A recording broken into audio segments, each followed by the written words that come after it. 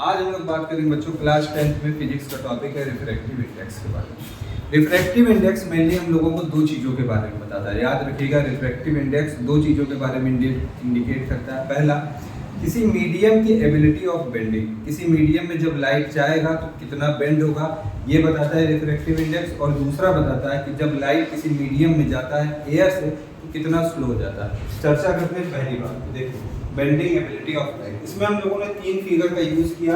Light हमारा air से water, air से ग्लास और एयर से डायमंड में जा रहा है, और तीनों केसेस में देख रहे हैं बेंडिंग हो रहा है। देखिए ओरिजिनल पाथ से लाइट इतना बेंड हो गया, इतना बेंड हो गया और इतना बेंड हो गया। इसका मतलब फिगर हमारा इंडिकेट कर रहा है कि सबसे अधिक बेंडिंग डायमंड में है। इसका मतलब रिफ्रैक्टिव इंडेक्स भी सबसे ज्यादा डायमंड का होगा। फिर देख लीजिए, वाटर में बेंडिंग तो हुई है लेकिन ग्लास से कम, ग्लास में इतना ग्लास में बेंडिंग हुई लेकिन डायमंड से कम। तो इन तीनों में बेंडिंग सबसे अधिक कराया डायमंड। इसका मतलब इन तीनों का में रिफ्रैक्टिव इंडेक्स भी सबसे ज्यादा हुआ डायमंड का। बात आगे बढ़ाते हैं। देखिए यही बातें यहाँ पे लिखी हुई है, इनको आप एक बार फिर से पढ़ सकते हैं। रिफ्रैक्टिव इंडेक्स को हम लोग रिप्रेजेंट करते हैं म्यू या एन से। म्यू या एन से करते हैं, आप किसी के एक का भी इसमें यूज कर सकते हैं। दूसरी इंपॉर्टेंट बात जो हमने आपको बताई थी कि लाइट जब एयर से किसी मीडियम में जाता है तो हमेशा स्लो हो जाता है। क्यों? क्योंकि एयर में लाइट की स्पीड सबसे अधिक होती है, जो यहाँ हमने लिख दी है 3 × 10⁸ मीटर पर सेकंड, करीब करीब 3 लाख किलोमीटर एक सेकंड में। और यहाँ पे ध्यान देखिए कि लाइट की स्पीड एयर या वैक्यूम में, इसको हम लोग सी से रिप्रेजेंट करें।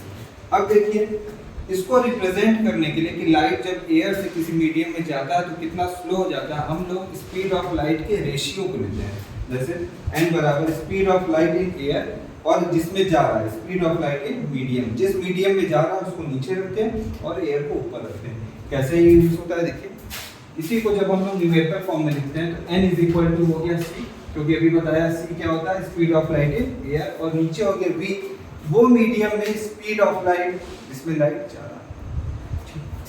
कभी कभी इसको एब्सोल्यूट रिफ्रैक्टिव इंडेक्स भी बोला जाता है। मतलब बात समझिए, कभी कभी रिफ्रैक्टिव इंडेक्स को एब्सोल्यूट रिफ्रैक्टिव इंडेक्स भी बोला जाता है। किस केस में बोला जाता है?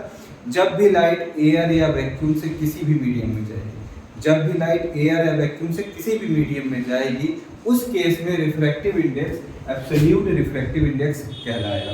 क्यों? क्योंकि एयर या वैक्यूम से जाने पर लाइट की स्पीड ऑलरेडी मैक्सिमम होती है। अब उसकी स्पीड कम ही होगी, अधिक होने का चांस नहीं है।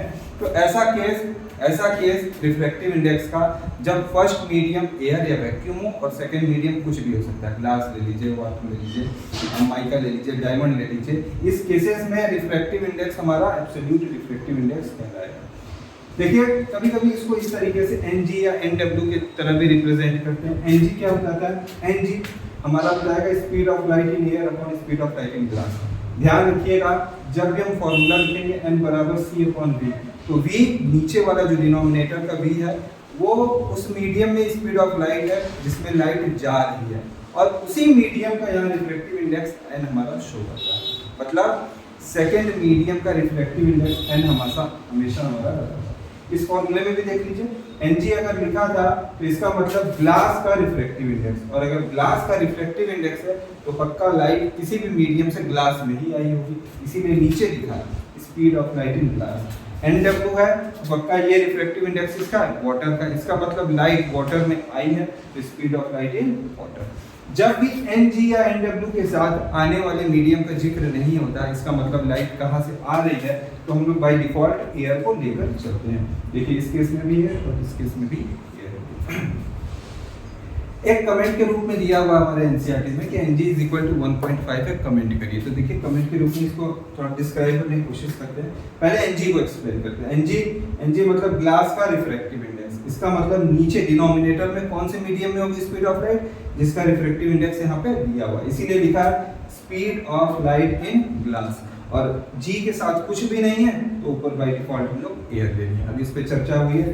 फिर देखिए ये वैल्यू दी हुई है, Ng बराबर 1.5, ये वैल्यू दी हुई, इसी को यहाँ पे हम लोगों ने speed of light in air हमको पता है, ऊपर डिस्क्राइब किए, उस वैल्यू को यहाँ पे रख लिया, और speed of light in glass as it is रख लिया।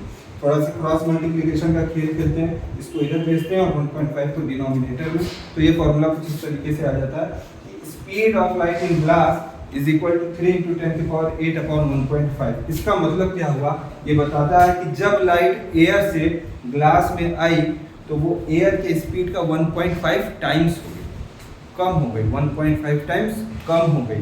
ध्यान देंगे 1.5 स्पीड ऑफ लाइट को डिवाइड कर रहा है, कब? वो जब एयर में। देखिए यही बात लिखा हुआ, this data show the speed of light in glass is reduces, कम हो जाता है 1.5 times then the speed of light in air. क्योंकि आपको पता है कि एयर में तो स्पीड की लाइट मैक्सिमम है, अब वो किसी भी मीडियम में जाएगा, बढ़ने वाला नहीं है, कमी होगा। तो ग्लास में जाने पे कितना कम हो गया?